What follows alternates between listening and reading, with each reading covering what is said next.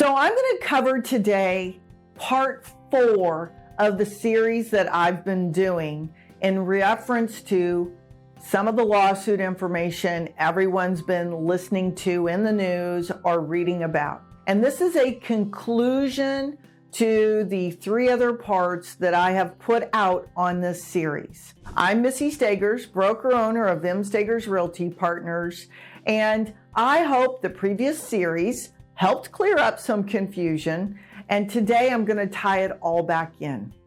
Real estate is something that is very near and dear to everyone in a transaction. That's buyers and that's sellers, and the agents as well. We are not seeing this massive shift to agents are no longer worthy. We are not seeing this massive shift of I don't want to use an agent. We are not seeing a massive shift of buyers telling their agent, I'm paying for your services, or sellers saying, I'm not paying for a buyer broker. Now, there will always be exceptions to this. But in general whole, especially in today's market where things are sitting, you want to make your home, if you are a seller, as most attractive to a buyer as you can. So considering what you're going to pay the buyer broker when they submit an offer is very important to part of your own marketing.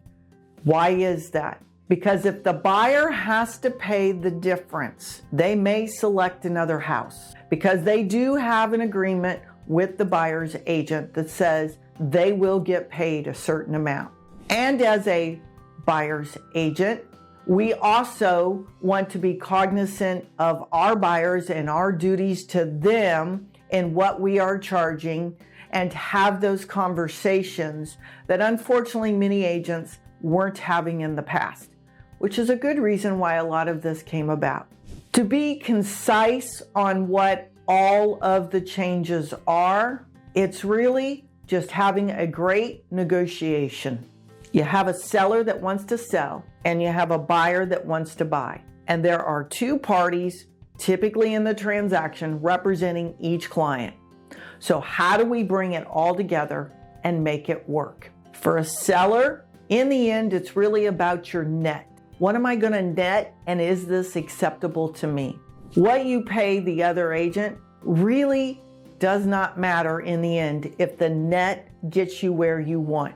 If you're a buyer and you're going to be paying a commission or part of a commission, then you want to make sure that you have a great agent and they're negotiating and representing you as they should and always should have. That makes a great transaction when all parties come together. There's really not a lot of confusion if you just break it down to the simplest of those terms. I have a house I want to sell. I have a property or a house I want to buy.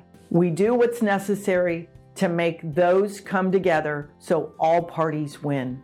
And that's really the conclusion for you. Real estate's not really changed, but who you work with does matter, and the conversations you have also is very important.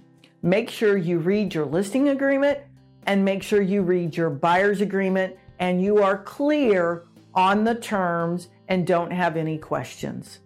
That's what I have to wrap up this series about all the changes we had in real estate and all the fake news that went around about it.